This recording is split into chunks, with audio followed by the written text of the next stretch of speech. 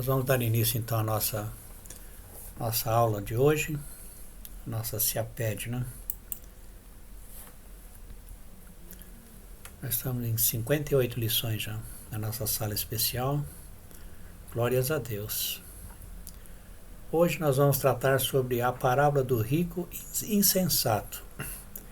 Nós vamos tratar também sobre os perigos da cobiça e da avareza. Nosso texto áureo está lá em Lucas, capítulo 12, versículo 13 ao 21. Disse-lhe alguém dentre a multidão: Mestre, dize ao meu irmão que reparta comigo a herança.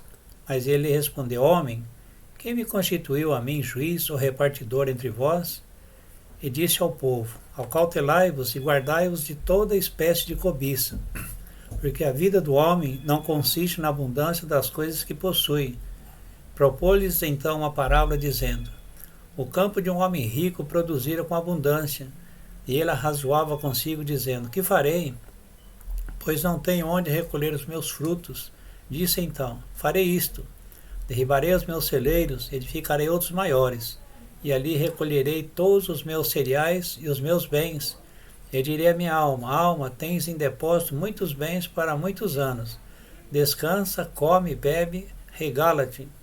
Mas Deus lhe disse: Insensato, esta noite te pedirão a tua alma, e o que tens preparado, para quem será? Assim é aquele que para si ajunta tesouros, e não é rico para com Deus. Então, nosso texto áureo, hoje nós vamos tratar da primeira parte dessa parábola. Desculpa, deixa eu colocar a tela para os irmãos então.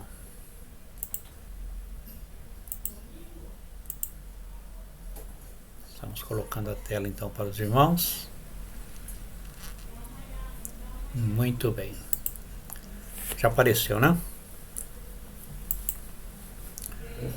Preâmbulo e justificativa do nosso tema. Uma parábola interessante, mas pouco pregada ou ensinada nas igrejas.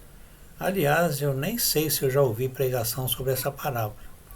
Parece que não tem nada a ver conosco, mas tem muita gente vivendo essa situação sem sequer notar. Quem nunca errou pode um dia errar até involuntariamente. Então essa parábola nós vamos dividir em duas partes. Na primeira parte, ela retrata um homem cobiçoso pela herança do seu irmão. Isso gerou nele o instinto de cobiça e de avareza.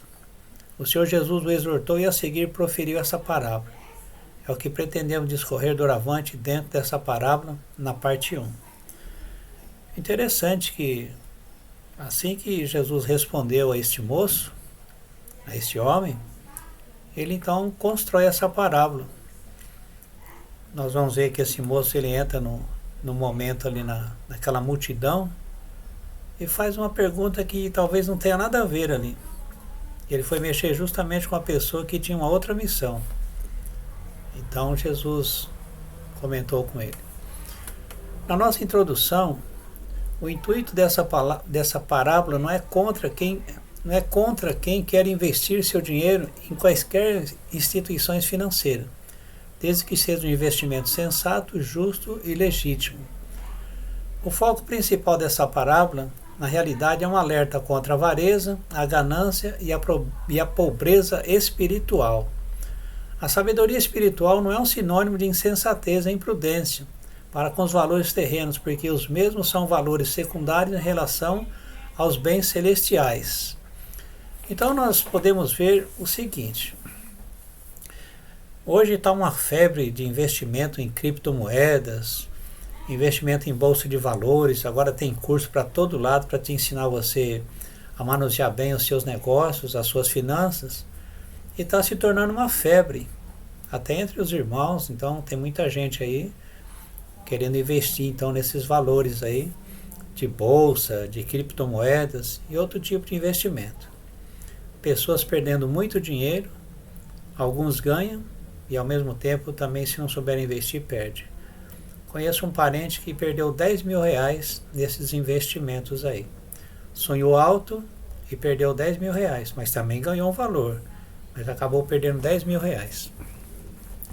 A ênfase de Mateus 6,33, irmãos, diz assim: Mas buscai primeiro o reino de Deus e a sua justiça, e todas essas coisas vos serão acrescentadas.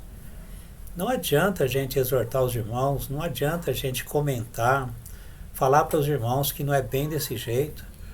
Eles estão tomando esse versículo, de versículo 33, e se eu não me engano, o 34, e eles prometem um monte, é justamente nesse versículo aí, eles prometem um monte de coisa. Então eles alteram o versículo dizendo assim: se você busca o reino de Deus e a sua justiça, todas as demais coisas vos serão acrescentadas. Então a pessoa ouve essa pregação, então ela sonha com um carro novo, ela sonha com propriedades, com viagens, ela sonha com dinheiro. Então muitos vão na ilusão que Jesus prometeu tudo isso. É lógico que nós sabemos que não é. Mas os pregadores assim um pouco espertos, querendo causar um sensacionalismo, ou então também eles não têm noção do que estão falando, então acaba prometendo aquilo que não é bíblico. Agora, não são os bens temporais, mas o reino e a sua justiça que enobrece a vida do cidadão que vai viver a sua eternidade nele. É lógico que nós precisamos de valores financeiros para sobreviver. Mas tem gente que fica obcecado. Existe história de pessoas mais idosas, pessoas antigas, que foram guardando dinheiro. Antigamente guardavam o dinheiro dentro do colchão, né, ou debaixo do colchão por causa do ladrão.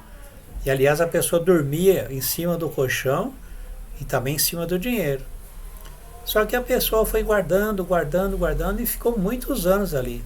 Aí a pessoa, quando foi ver, o valor do dinheiro desvalorizou. Então ele perdeu tudo. Toda a economia dele, em resumo, não valeu nada, porque investiu debaixo do colchão e acabou perdendo. Agora, quanto a essas coisas que serão acrescentadas, são as coisas básicas dessa vida. São as coisas que Jesus prometeu. Na realidade são 3 coisas aí. Ele prometeu comida, bebida e vestimenta.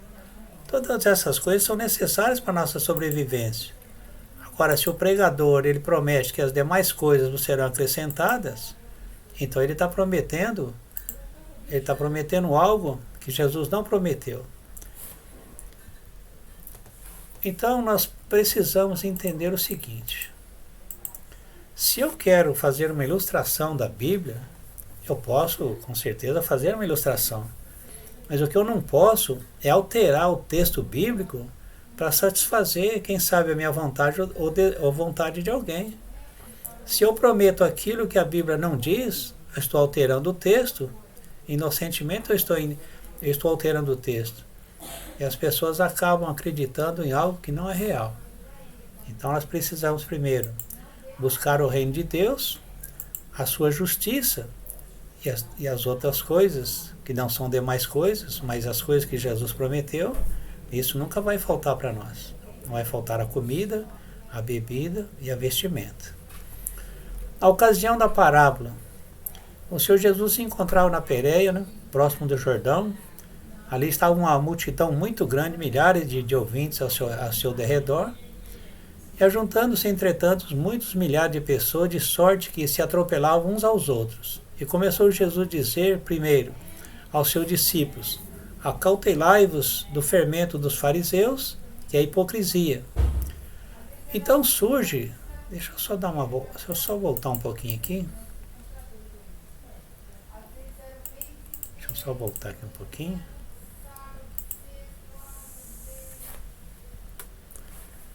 Deixa eu só voltar um pouquinho aqui. Uma pergunta inoportuna, no versículo 13.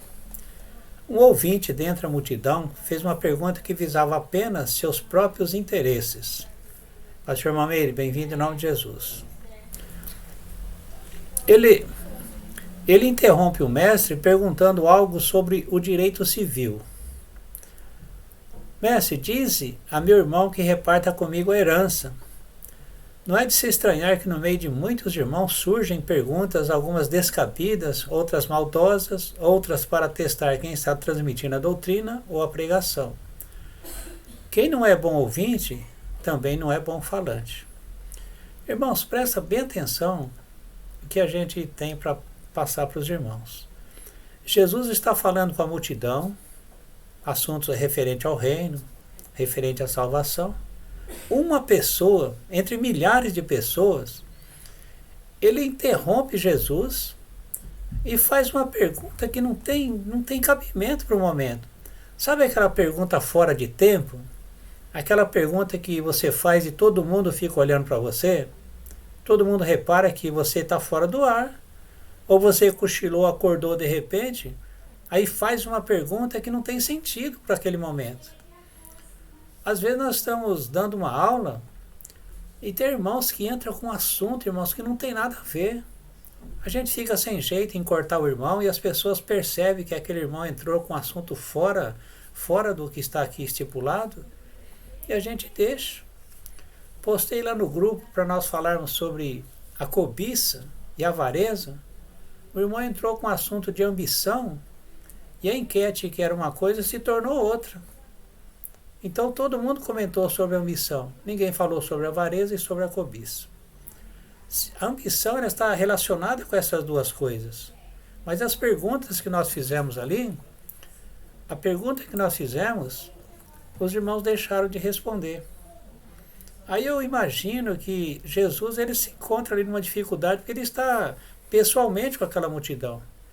Ele está ocupado com a multidão, tratando de coisas referentes ao reino. Aí chega uma pessoa e diz assim: mestre, fala para o meu irmão repartir comigo a herança. Irmãos, não tem sentido. Aí a pessoa fala assim: ah, mas esse irmão é muito simplesinha, esse irmão é muito simplesinho. Irmão, no reino de Deus não tem ninguém simples não, porque todo mundo tem inteligência. O que a pessoa não sabe é que ela pergunta as coisas fora de hora. Tem aluno que pega uma pergunta, ele fica 10 minutos patinando no assunto, vai e volta, e a gente fica sem jeito, sabe? Aí tem um irmão que saiu aqui da nossa sala, o irmão até um tanto encrenqueiro, ele fala assim: ah, o senhor corta todo mundo, o senhor corta as pessoas de falar. Meus irmãos, como que a gente vai cortar uma pessoa que está dentro do assunto, a pessoa está tudo normal? Jesus não cortou esse moço, mas repreendeu ele. Ele foi repreendido. Então não é que a gente corta os irmãos, é que tem irmãos que não percebem que nós estamos falando de gato. De repente o irmão começa a falar de passarinho, de pardal, de pomba. E eu não sei o que passa na nossa mente que a gente fica sem jeito. Isso é dentro da igreja, no culto de doutrina, na escola dominical. As pessoas entram com uns assuntos fora de hora. E esse homem, então, ele faz uma pergunta fora de tempo, uma pergunta fora do assunto. Irmã Ivandira, paz do Senhor, bem-vindo em nome de Jesus. Então, a gente não pode estranhar, porque no nosso meio, nós, igreja, tem muitos irmãos que fazem aquela pergunta. Sabe aquele irmão que dá aquela risadinha assim sarcástica? Responde para mim, professor. Então, como é que é? É tal coisa.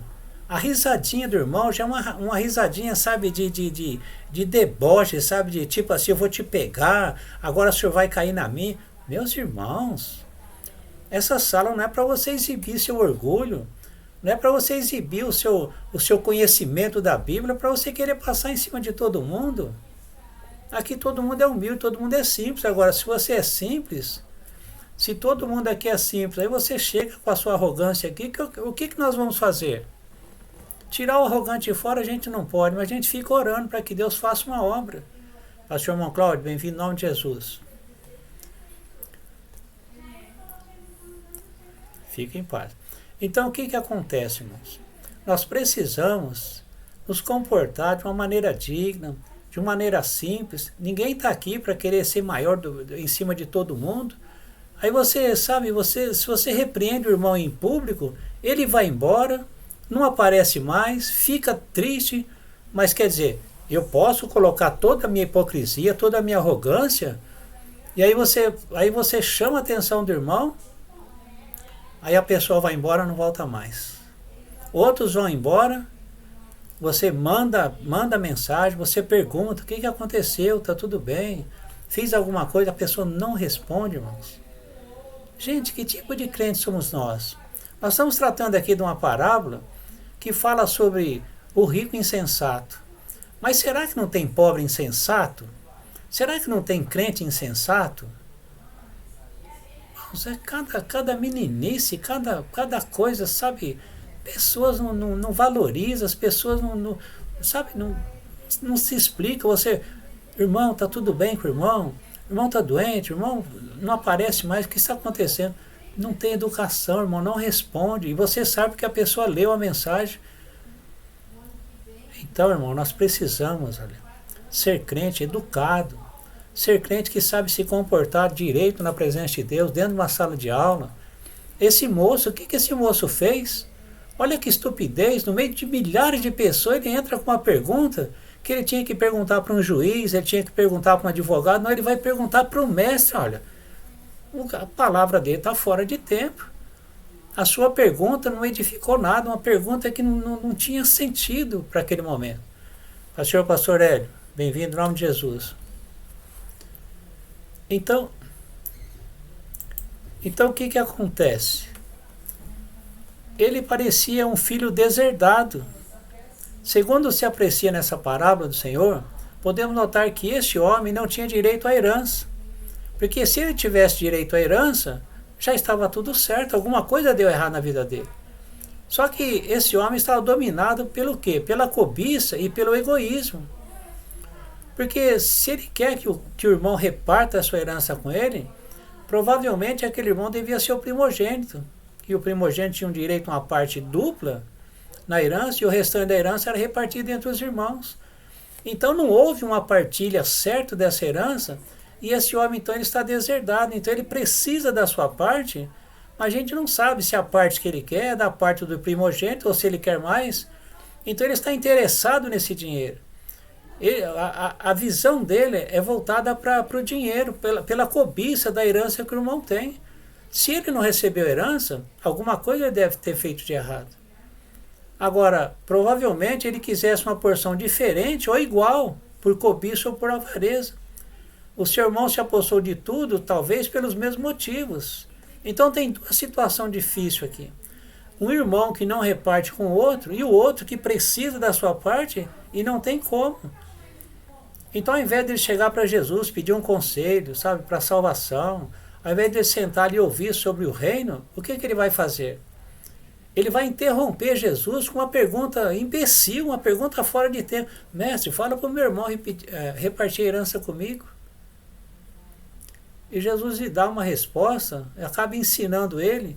Então, às vezes nós estamos no meio de uma multidão voltada para as coisas de Deus e nós vamos ver que parece que nós estamos fora do ar. Parece que nós não estamos naquele lugar ali. Agora, a resposta de Jesus no versículo 14. Olha só, você perguntar uma coisa que não tem sentido e você vai receber uma resposta com sentido. Mas ele lhe respondeu: homem, quem me constituiu a mim juiz ou repartidor entre vós? Irmão, Jesus não veio para fazer papel de juiz e nem papel de apaziguador de uma situação. Ele veio pregar o evangelho. Ele veio anunciar o reino. Ele não pode sair fora dessa proposta. Então é uma resposta, aparentemente parece que aquela resposta de Jesus é uma resposta dura. Sabe, parece que é uma resposta sem piedade. Não. Ele respondeu normal. Agora a atitude do Senhor parecia desmotivadora para aquele homem. Se ele busca em Jesus uma resposta para os seus problemas normais, do seu dia a dia, e não tem resposta, então esse homem também não tem uma afinidade com Deus. Ele deve estar fora dos propósitos do reino. Agora, uma lição de vida para nós é o seguinte: quando um assunto foge às regras e eu tento resolver, provavelmente eu terei que responder pelos meus atos que poderão ocorrer daquilo que está além de mim. Agora pensa bem, Jesus fala, tudo bem, olha, Jesus para de pregar para aquela multidão. Pastor Irmão Guedes, bem-vindo em nome de Jesus. Então vamos pensar assim. Jesus ele para de assistir a multidão, de pregar para a multidão, ele para responder uma pergunta que não tem nada a ver. Ou seja, vai esfriar todo o assunto de Jesus, então Jesus vai responder para ele, resolve o problema dele. Aí sabe o que acontece? Todo mundo vai levar a sua causa para Jesus como levava para Moisés. Se eu tenho algo que não está dentro da minha competência para eu resolver, eu não posso resolver. Se chega uma causa para eu fazer, que essa causa está fora da proposta do meu pastorado, da proposta do reino que eu prego, eu não posso atender. Não, mas às vezes nós somos assim, ó, nós queremos resolver tudo. Aí chega o irmão, ele tem lá, discutiu com a namorada, se desentendeu com a namorada, aí eu vou aconselhar, só que esse meu aconselhamento parece que eu vou além daquilo que eu tenho que fazer.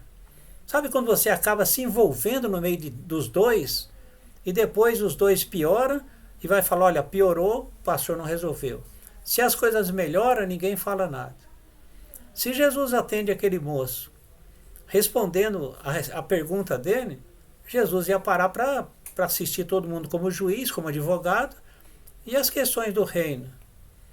Agora, se as coisas tendem para o lado civil, não é competência nossa tentar resolver. Por mais que pareça uma resposta dura, foi a mais apropriada que Jesus fez para aquele moço. Jesus não desmotivou aquele homem, porque a sua missão de fato não era magistratura, muito menos tratar do direito civil. Então a lição que nós temos aqui é que nós somos chamados para cumprir o ID. Nós somos chamados para fazer a obra de Deus. Se tem lá quantas pessoas que vai separar uma briga na rua, uma pessoa com uma faca tentando esfaquear a outra, você vê na televisão, morre aquela pessoa que não estava no meio da briga. Agora, você é policial? Não. O que você é? Você é um pastor. Aí você vai separar uma briga de faca, de repente você leva uma facada, morre, qual o prejuízo? Seu. Ah, pastor, mas os dois vão se matar. Problema deles, o que eu posso fazer? Eu não sou polícia. Ah, mas o senhor pastor, o senhor tem que ter um coração amoroso para chegar lá e separar. Tá, eu vou separar, aí eles dão uma facada lá, erra, pega em mim, eu morro, e a minha família como que fica? Eu serei prudente nesse ato meu? É o que Jesus está falando aqui. Ele não é constituído juiz para resolver aquela situação. Assim também eu. Vem uma causa difícil para eu resolver na igreja, e aquilo pode custar o meu ministério, então eu preciso pensar se realmente eu devo assumir aquela missão. Eu não posso citar aqui problemas que a gente ouve no nosso dia a dia, no pastorado, mas tem muita situação que não é competência nossa. Olha, o casal está com problema, olha, é melhor vocês procurar um advogado e tentar a situação de vocês. É melhor vocês procurar um psiquiatra, porque vocês estão com problema. Não, agora eu vou querer fazer o papel do psiquiatra, o papel do advogado, o papel de juiz. De repente eu não sou pastor, eu sou juiz, eu sou advogado, eu sou psiquiatra.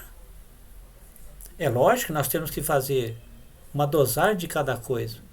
Mas o que eu não posso é assumir aquilo que eu não tenho competência para fazer. Agora, as coisas não podem fugir à regra para quem foi destinado a fazer outra. Não podemos nos envolver além do que nos foi proposto. Qual é a proposta nossa? Ser pastor, tudo bem. Mas qual é a proposta? É aconselhar as ovelhas, é cuidar das ovelhas. Mas tem coisa que é totalmente pessoal do casal que você não consegue resolver. Ah, não, vou lá resolver. E não dá, irmão. Você não é juiz daquela situação. Então nós precisamos de entender que cada coisa deve estar no seu lugar. Porque se eu vou fazer o que se Jesus atende aquele homem, você sabe disso. Jesus ia ficar comprometido, não pregava mais de evangelho, porque vinha um monte de causa para ele resolver, e tem muito pastor que às vezes se envolve com as coisas e acaba perdendo o seu pastorado porque se envolveu demais naquilo que não lhe é de sua competência. Quando as pessoas não estão a par do seu ministério. O que nos parece à primeira vista é que aquele homem não estava a par da missão do Senhor.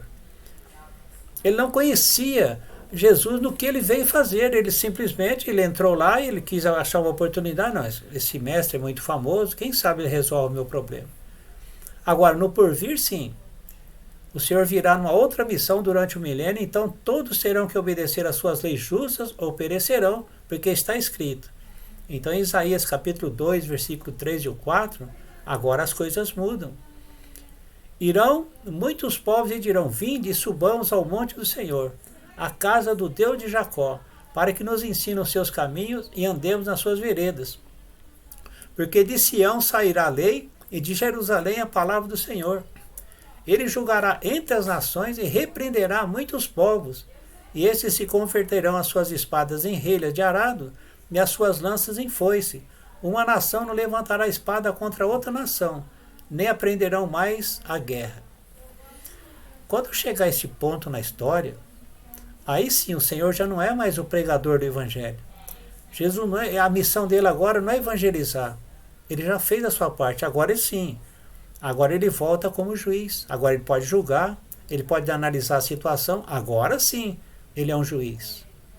Agora ele pode tomar uma situação e trabalhar como juiz e como um promotor de justiça. Então você percebe que eu não posso pedir para Jesus algo agora que ele só pode me fazer depois. Então aquele moço queria que Jesus fosse o juiz ali daquela causa, que julgasse aquela causa, mas ele está fazendo um processo que Jesus só vai fazer lá no milênio. Então, meus irmãos, mais uma vez, tem certas perguntas que nós fazemos para os professores da faculdade, da universidade, perguntas, irmão, que a gente olha, não sei de onde surgiu a ideia dessa pergunta. Não que eu aqui repare os irmãos, aqui nós somos gente simples, tem perguntas aqui, a gente responde, tudo bem. Mas estou falando dentro do nosso pastorado, tem pessoas que, eu não sei se a pessoa cochila, acorda, sabe, acordou, não sabe que está dentro da igreja e solta aquela pergunta. E de repente trava o nosso assunto. Quantos alunos trava a matéria do professor? O professor não consegue sair.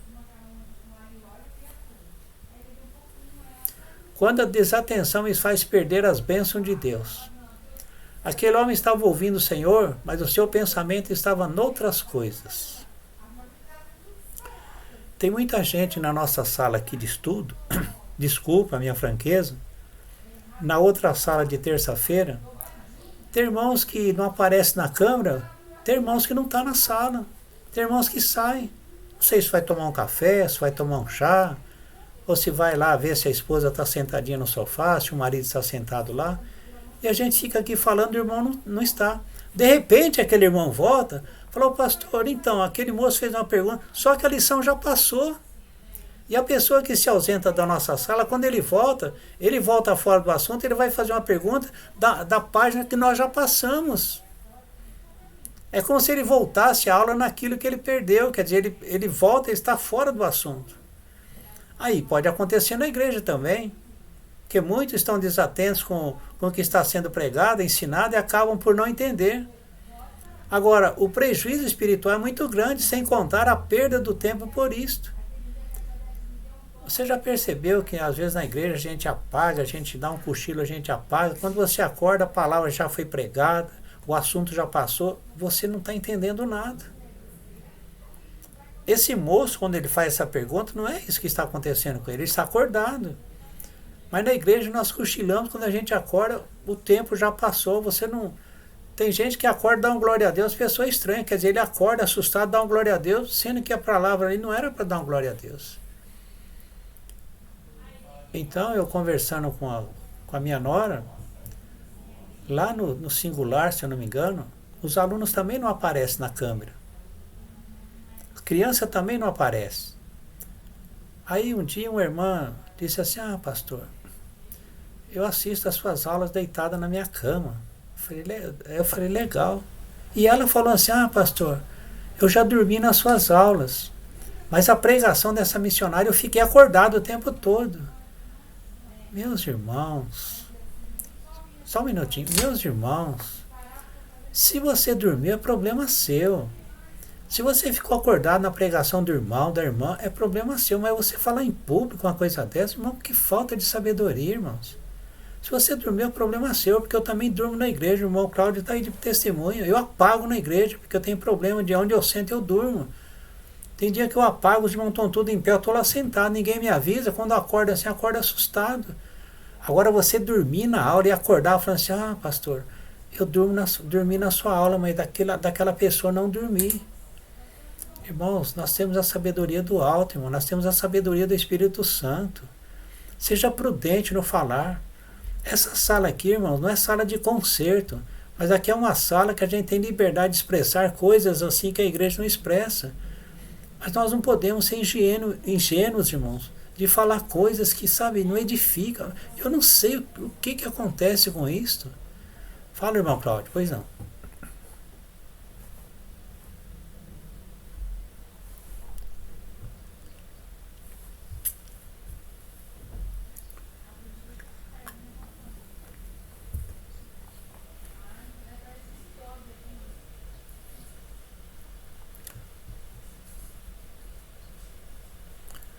Olha, aqui nessa sala o povo fica calado e eu fico provocando. Alguma pergunta? Alguma pergunta? Aí ninguém pergunta nada. Se é um culto de doutrina, que doutrina ensina, a palavra doutrina ensina a mesma coisa, eu posso perguntar, eu posso questionar se não estou entendendo, eu posso, o pastor, não é bem assim que eu entendo não, eu aprendi assim, eu percebo que não é desse jeito. O pastor pode me explicar que eu estou em dúvida, sem problema nenhum. Só que as doutrinas na igreja, o pastor não dá oportunidade para a gente fazer isso. Por quê? Ou ele tem medo de ser pego de surpresa, ou ele então fica preocupado com aquele, igual o pastor Hélio, quando está na sala, entende muito, eu estou preocupado, vai que faz uma pergunta. Então, muitas doutrinas, o pastor não dá oportunidade para nós perguntarmos. Por quê? Talvez por receio. Se você questiona então, ele pega, dá uma resposta dura, sabe? Pastores mal educados, eles dão respostas duras e cala a nossa boca. Então aqui não, aqui eu não tenho preocupação com pergunta. Eu falo, não, alguma pergunta, quer dizer, algum questionamento pode fazer sem problema. O que eu não souber eu respondo, não sei. Mas na igreja deveria ter essa abertura para a gente participar, porque tem muita gente que sai na dúvida e não tira a dúvida porque não quer perguntar. Então a gente acaba tendo prejuízo. Eu vou assistir um estudo, eu tenho que tirar minhas dúvidas. Lembra Jesus falando assim, olha, vocês querem ir embora também? O que Pedro fez lá? Pedro falou, senhor, eu concordo, vou embora também. Pedro não questionou Jesus, falou, senhor, mas para onde que eu vou? Para onde que nós vamos? Jesus deu abertura para ele perguntar, para onde que nós vamos? Aí Jesus foi questionar, você... Aí Pedro chega e fala assim, olha, a gente não pode ir embora, porque só tu tens palavra de vida eterna. Então a igreja tem que dar abertura sim, para o membro da igreja perguntar o que ele tem dúvida, questionar quando ele não entende, sem problema nenhum. Jesus foi questionado várias vezes. E por que eu não posso ser questionado pelos alunos? Eu tenho que estar preparado para responder sim ou não. Entendeu, irmão Cláudio?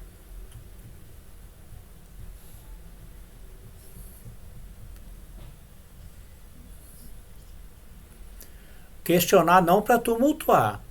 O questionamento não é para tumultuar. O questionamento é para você.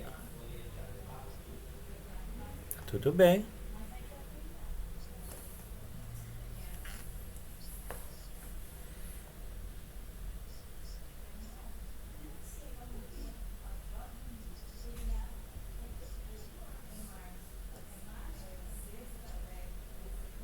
Certo.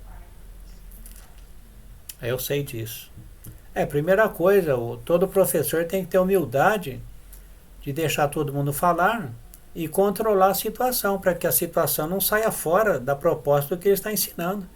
É porque tem muito aluno que ele começa a fazer uma pergunta, de repente, nós estamos falando de Isaías, ele começa a falar de Gênesis. Aí o professor, com toda a educação, tem que chegar o irmão no lugar certo. Então, o que preocupa as perguntas às vezes é que as pessoas fazem pergunta fora do assunto. Irmão Felipe, paz do Senhor, bem-vindo em nome de Jesus. Então o que acontece? Nós passamos a aula aqui. Ninguém perguntou nada. Ninguém perguntou nada. De repente, eu estou no slide aqui número 15, a pessoa me pergunta, pastor, eu posso voltar lá atrás? Isso acontece direto. Por que você não interrompeu quando eu estava lá no slide terceiro, e agora no 10º slide você vai me voltar lá no terceiro, aí a aula tem que voltar. Então isso não é bom. Então você tem dúvida, resolve na hora, não deixa passar, porque depois o assunto passa, tem que voltar tudo de novo. Aí complica. Entendeu, irmão Cláudio? Você pode perguntar, aqui você pode perguntar, questionar, e o que a gente tiver que responder, nós respondemos. Agora na igreja não é porque o tempo é curto, lá eles têm 1 hora também para dar doutrina. Eu mesmo vou lá, não pergunto nada, não questiono nada, eu fico quietinho lá. Então, cuidando das coisas daqui. Fala, meu querido.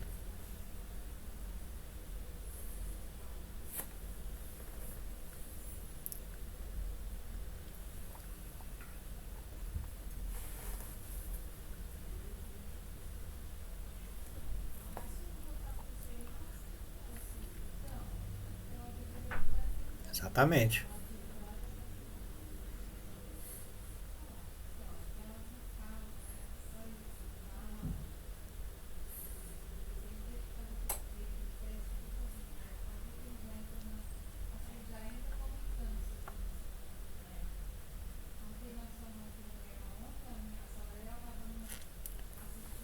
Exatamente. Porque se o aluno não tem direito de perguntar, de questionar o professor num bom sentido, então ele não vai aprender, porque ele vai com as dúvidas para casa e na casa dele não vai conseguir resolver as dúvidas. A escola é para isso. A escola é para perguntar e para responder. Só que esse moço da parábola, ele vai fazer uma pergunta que não tem como resolver na hora. Não tem como ele ser atendido na hora e resolver aquela situação. Por quê? Porque a sua pergunta está fora de tempo, está fora de proposta. É isso que nós temos que aprender como alunos, de não fazer isso, igual o pastor Hélio falou. Pergunta às vezes maliciosa, capiciosa, sabe, para apertar a gente na parede. Aí no fim acaba, sabe, a gente se desentendendo com o aluno fica insistindo, e a aula trava tudo, e aí o problema é muito grande, o prejuízo é para todo mundo. Esse moço foi um prejuízo ali nos ensinamentos de Jesus, porque ele parou o que Jesus estava fazendo, só que Jesus, com a sua sabedoria, vai tomar esse assunto e vai estender mais para frente ainda. Ele aproveita essa situação para criar uma situação melhor, uma situação que agora vai facilitar a vida de todo mundo. Ele vai falar algo que se aplica à vida de todo mundo. Agora, o assunto daquele moço não interessava para ninguém, não se aplicava à vida de ninguém. Então, cuidando das coisas daqui, cujo fim é a perdição, cujo Deus é o ventre, cuja glória assenta no que é vergonhoso, as quais só cuidam das coisas terrenas. Então aquele moço, o coração dele não estava nas coisas do alto, porque ele não aproveitou saber de Jesus as coisas do reino, mas sim as coisas terrenas, a herança. Então essa situação de não atentarmos para o que está sendo dito, pode ser que nosso pensamento fuja para outros caminhos de interesses particulares com as coisas dessa vida. Depois a fraqueza chega e nós não sabemos o motivo, só um minuto, nós não sabemos o motivo e culpamos os outros, mas geralmente a culpa pode ser nossa. Por exemplo, o que eu estou querendo dizer aqui, como aquele moço estava desatento ao que Jesus estava falando, que ele só pensava nas coisas terrenas, e às vezes nós estamos dentro da igreja também desatentos nas coisas, desatentos nos ensinamentos, e de repente eu quero entrar no assunto, mas como eu estava desatento há alguns minutos atrás, eu estou fora da proposta. Aí eu faço uma pergunta e acabo culpando os outros. Eu fiz uma pergunta, o pastor não respondeu, o professor não respondeu, mas você está fora do assunto, você está desatento. É igual aquele moço que estava desatento, faz uma pergunta, surpreendeu todo, de milhares de pessoas, ele é o único que faz uma pergunta que não tinha tempo para ele ali, está fora do tempo. Então agora ele vai culpar Jesus porque não respondeu, porque Jesus negou a resposta para ele. Isso acontece conosco. O aluno está ali, sabe, talvez está despreocupado com a aula e tal, e não tá, de repente ele faz uma pergunta, a gente percebe que ele está fora do ar. Quantos alunos estão fora do ar e entra com um assunto que não tem nada a ver? Quem pediu a palavra aí? Pode dizer. Pode falar, por favor.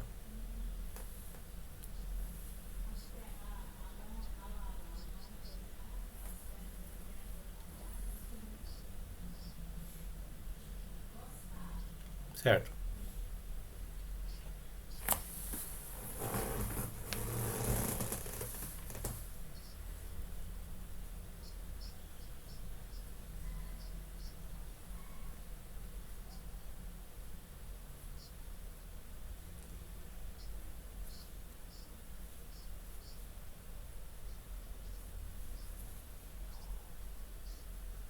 Pode. Se é para o seu aprendizado, pode. Agora, se é para você perguntar, como muitos que passam por aqui e faz aquela pergunta só para me apertar, ainda dá aquela risadinha, responde para mim, professor. Por favor, irmão. Aí também não, né? Aí você está tomando um tempo precioso, você vem com a sua arrogância, com a sua risadinha, sabe, com o seu saber demais, acaba enfeiando para você e a gente fica sem jeito, porque é uma falta de educação isso daí. Você vem com aquele tom de pergunta já arrogante, você vem com aquele tom de sorriso arrogante, e de repente a gente fica aqui, olha, numa situação difícil. Então, dentro de uma sala de estudo da palavra é muito sério. Nós temos que aproveitar o tempo e não jogar o tempo fora, como diz lá em Timóteo, se não me engano, nós precisamos remir o tempo, aproveitar o tempo. Vocês perceberam que janeiro já foi embora? Daqui 4 dias acabou. Graças a Deus, feliz ano velho para todo mundo. Ó, só faltam 11 meses para a gente chegar ao final do ano. Então, com esse tempo acelerado, eu vou ficar perdendo meu tempo para ficar com perguntinhas que não tem sentido, igual as perguntas desse moço? Tudo bem, irmão Cláudio? Quer prosseguir?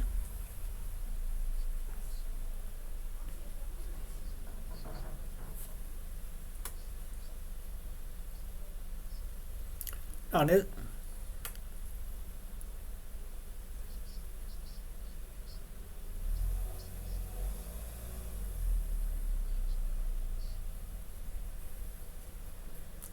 Tudo bem. Então o professor está despreparado e, consequentemente, o prejuízo é seu porque ele acha que ele sabe demais e não sabe nada. Ah, mas aqui na nossa sala aqui só não pergunta quem já morreu, né? Quem estiver vivo pode perguntar tranquilo. Ponto 2. Uma séria advertência. Após o Senhor responder com uma pergunta àquele homem, Jesus responde com uma pergunta. Lembra de Sócrates?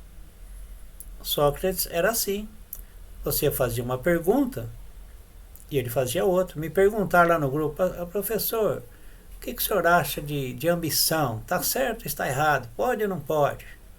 Aí eu fui lá e fiz uma pergunta, então vou te fazer uma pergunta. Aí de repente todo mundo foi lá e comentou sobre ambição e falar um textão muito bonito lá. Agora, não é bom deixar de responder alguém, ainda que a sua resposta seja não para quem te fez uma pergunta. Toda pergunta tem que ter uma resposta, ou sim ou não. Agora, é lógico que você pode dizer não em determinada situação. Conta-se uma história que tinha um escritório precisando de funcionários e chegou 2 pessoas. Uma pessoa saiu, quase que chorando daquele escritório. A outra saiu tranquila, feliz, sossegada. Aí foram perguntar o que tinha acontecido. O empregador chegou para aquela moça que saiu triste e falou assim, olha, não tem vaga para você, pode desistir que você não tem chance de emprego aqui. Foi um não duro, áspero, a moça saiu chorando, triste. A outra moça, o empregador disse para ela assim, olha, no momento nós não temos vaga. Mas olha, fica tranquilo que assim que nós tivermos uma condição, a gente avisa. Foi 2 não com diferença. Um não sem esperança e um não com esperança. O não sem esperança é assim, olha, você não tem chance. O não com esperança, olha, da próxima vez, assim que for necessário, eu te chamo. Pode ficar tranquilo. Quer dizer, então eu preciso saber responder para uma pessoa de forma que eu não agrida aquela pessoa. Eu posso dizer um não para você, mas tem que ser um não com carinho, um não, trabalhado para entrar no psicológico da pessoa e ele receber aquele não. É igual o médico, olha, para você não tem jeito, você está desenganado. O coitado sai do consultório, já vai correndo ao psiquiatra, já tomar um meio quilo de remédio porque ele está com o seu psicológico abalado. Não seria melhor o médico chegar para ele e falar assim, olha, a sua situação é muito difícil. Mas olha, fica tranquilo porque Deus pode fazer alguma coisa. Não, mas já determina a sentença, olha, não tem cura, pode já despedir. Tem médicos que falam assim, pode despedir da família, que você só tem 10 dias de vida. Pensa bem, esse moço vai viver 10 dias num tormento, esperando dar o 10º dia para morrer. Então existe médico que é tão ingênuo de falar uma coisa dessa, de tirar a esperança de uma pessoa. Ele pode falar assim, sua doença é muito grave, mas olha, quem sabe, né? Você pode se curar. Pronto, deixa a pessoa ir desenganada embora. Agora, o Senhor Jesus dirige-se novamente à multidão, advertindo solenemente todos sobre a insensatez da cobiça. Então você percebe que Jesus pega um assunto fora de tempo e ele trabalha sobre aquele assunto e constrói algo em cima daquele assunto que não tem sentido. Então, quando acontece algo para você que está fora da sua lógica, procura trabalhar aquela questão que está sendo colocada para você e tenta tirar coisa boa dela. Jesus adverte aquele moço, chama a sua atenção com toda a educação, mas então ele vai trabalhar agora sobre a insensatez do rico, que o rico é cobiçoso e ganancioso. Sabe quando você aproveita algo que já não tem jeito, você pode... Não, dá para aproveitar. Tenta tirar sempre alguma coisa boa daquilo que é ruim. Alguém te maltratou? Maltratou. O que você pode tirar de bom da situação dessa? Você olha para a pessoa, vê o nível da pessoa, vê a situação da pessoa. Talvez ele te ofendeu porque ele é menos educado que você. Ele não é uma pessoa humilde. Então receba aquela humilhação dele como de uma pessoa fraca. Então quando alguém te ofende, olha para a pessoa. Ah, essa pessoa ofendeu porque, olha, que Deus tenha misericórdia da vida dele. Mas não, qualquer pessoa que nos ofende, a gente já vai... Não, analisa primeiro, vê o que você pode tirar de bom dali. Olha, o que eu tiro de bom é que esse moço aí não tem Jesus, que esse moço é um crente, mas não é lá tão crente, que se fosse me ofendia assim. Então, muitos consultórios de psicologia ficariam vazios se a gente agisse assim. Não, mas qualquer ofensa, na segunda-feira eu já vou lá consultar meu psicólogo. Olha, eu fui ofendido, e o que eu faço? Me dá um remédio aí que eu estou ansioso, eu estou... Nada disso, irmão. Olha bem para quem te ofende e vê o nível da pessoa. Se o nível da pessoa for diferente do seu, desconsidera, porque ele está no nível baixo. Lembra da história que eu contei dos 2 chineses na praça? E batendo boca, aquela discussão começou a juntar gente, uma multidão. Aí de repente alguém na multidão falou assim, mas por que não se pega logo em pontapé, em soco um ao outro? Aí um sábio ali no meio disse assim, não, se o primeiro que agredir, ele perdeu os argumentos da discussão. Não é assim que acontece no trânsito? Você já viu a pessoa, não chega atirando no outro, você arranca o revólver e já dá tiro. Eles começam a discutir. Ah, porque você é isso, que você é aquilo, e vai discutindo. Depois de 10 minutos, a pessoa vem com discussão, aí o outro fala assim, você é isso. Aí ofende a pessoa, o que acontece? Depois de 10 minutos, ele saca um revólver e mata o outro. Ninguém já chega dando tiro. Então, moral da história. Se os 2 chineses não podiam se agredir, porque ia perder, sabe, a elegância da discussão, porque a educação é que ninguém pode se pegar ali. Aquele que não tiver argumento vai perder a discussão. E geralmente quando você perde uma discussão com a esposa, o que você faz? Dá um empurrão nela. Ou então ela te dá um empurrão em você. Você começa a bater boca com a esposa, bater boca. De repente, ela fica nervosa. Quer saber de uma coisa? Te empurra você. Ela perdeu a razão. Ela não conseguiu discutir mais um pouquinho. Então ela vai lá e te dá um pontapé, te dá um soco. Então nós somos assim. Como nós somos agredidos, a gente revida com outra agressão. Aí as coisas só vai piorar. De repente, ou você fica com inimizade com o irmão, precisa pedir perdão para ele depois. A sua salvação está correndo risco, se você não reconciliar, é perigoso. A insensatez. A pessoa é insensata. Agora, avareza e cobiça formam um só termo no original. Ele é traduzido cobiça ou avareza conforme o contexto, sendo que a avareza está ligada principalmente ao dinheiro. Então nós temos 2 coisas a considerar. Cobiça e avareza são quase a mesma coisa. Cada um se aplica de um jeito. E se eu perguntar aqui nessa sala, tem alguém cobiçoso aqui? Ninguém. Tem alguém avarento aqui? Não tem ninguém. Porque quem cobiça não sabe que cobiça. Quem é avarento não sabe que é avarento, porque você é tão inocente e você pode ser um avarento. Ah, pastor, mas eu não tenho nada, eu estou desempregado, eu não tenho nada. Você pode ser avarento. Então, irmãos, dentro da igreja tem tudo isso daí. Gente que cobiça, gente que vive na avareza, e nós não sabemos. Só um minutinho, estava certo dia, num sol quente, mas pensa num sol quente. 30 centavos no bolso, uma garrafa de água com 3 dedos de água no bolso de trás, e aquilo estava quente. Uma senhora encostada ali fazendo propaganda de compra-se ouro, ela olhou para mim e falou assim, moço, a sua água está quente. Eu falei, quente? Já está fervendo. Ela falou assim, o senhor quer um pouco da minha? Eu falei, não, mas vai te fazer falta. Eu falei, não, faço questão. Ela me tira uma... Ela falou, o senhor não se importa, não? Eu nem toquei na água. Eu falei, não, mesmo que o senhor tivesse tomado, eu tomaria do mesmo jeito. Ela falou assim, então me dá a sua garrafinha que eu vou encher a sua garrafinha. Tinha uma pedra de gelo dentro da garrafa dela, a água estava super gelada. Colocou na minha, eu só tinha 3 dedos de água e 30 centavos no bolso. Consequentemente, eu não ia poder tomar só aquela água, precisava tomar outra. Ela encheu minha garrafinha, me deu 3 balas de hortelã e eu fui embora pensando, puxa vida, ela repartiu a água dela comigo. Não é nada, mas eu não tinha água para beber. E também não tinha dinheiro para comprar, porque eu já tinha comprado uma garrafinha e meu dinheiro acabou. O que aquela moça fez? Ela foi contra a avareza, porque se ela fosse uma avarenta, ela falasse assim, não, ele está com essa água, ele se vira, ele vai ali, ele pede um copo de água no bar. Ela se preocupou em cuidar de mim. Quer dizer, Deus se preocupou de cuidar de mim. E aquela senhora fez essa boa ação. Agora você, pensa bem você faria isso comigo? Eu lá na rua, lá, sol quente, aquela garrafinha de água, talvez você não repartisse a água comigo.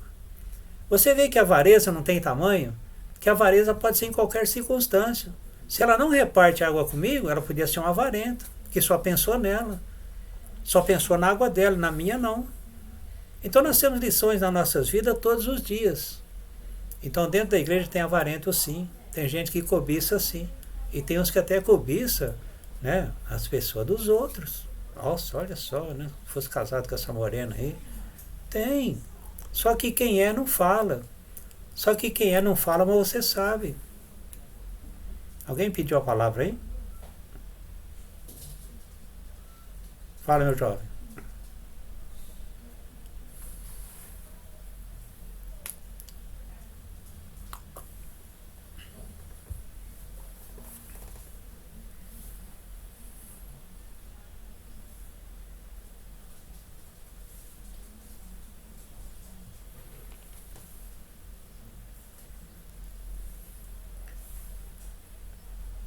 Deixa eu só passar o outro slide, quem sabe ver uma resposta aqui. Deixa eu só colocar o outro. Não, aqui nós vamos falar sobre a avareza. Mas acho que dá para trabalhar. Eu vou trabalhar a sua pergunta nesse texto aqui. Nós temos 5 minutos e vai terminar. Se na sua resposta, a sua pergunta não for bem trabalhada por mim, os irmãos depois na outra aula, que essa não vai dar tempo, aí os irmãos podem entrar com o assunto também. Mas vamos ver se chego lá onde você está querendo. A avareza é um pecado grave. Cobiça é o desejo incontido do avarento para conseguir e acumular riquezas, inclusive as alheias. Então a cobiça ela vai para o lado negativo. Ela não vai para o lado positivo. Lá em Jó, capítulo 27, versículo 8, porque qual será a esperança do hipócrita, sendo sido avaro, quando Deus lhe arrancar a sua alma? Então aqui fala qual a esperança do hipócrita que é avarento, e quando Deus tirar a sua alma, o que vai acontecer com ele? Mas a prostituição e toda a impureza ou avareza nem ainda se nomeie entre vós, como também convém aos santos. Então Paulo falando para os irmãos de Éfeso, que eles tinham que se guardar da prostituição, de toda a impureza, e acrescenta também a avareza. Porque a avareza é um mal que condena e você perde a salvação dentro da igreja, pensando que você é salvo, mas você vai ser condenado. E a avareza está ligado com a cobiça também.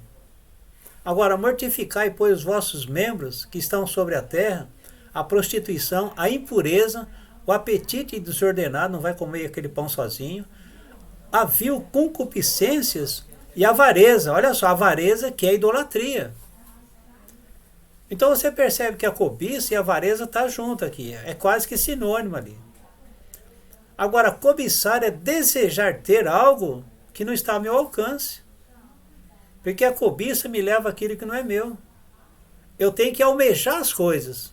Eu tenho que almejar um salário melhor. Eu tenho que almejar uma vida melhor. Mas cobiçar está ligado a cobiçar aquilo que eu não tenho, mas que é de outro. Aí fica difícil essa situação.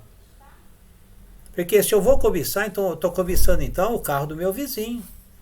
Eu estou querendo um carro igual dele. Agora, se eu pedir a Deus, falar, Senhor, eu queria um carro, mas sem cobiçar o do meu irmão, que cobiça leva a ver aquilo que não é meu.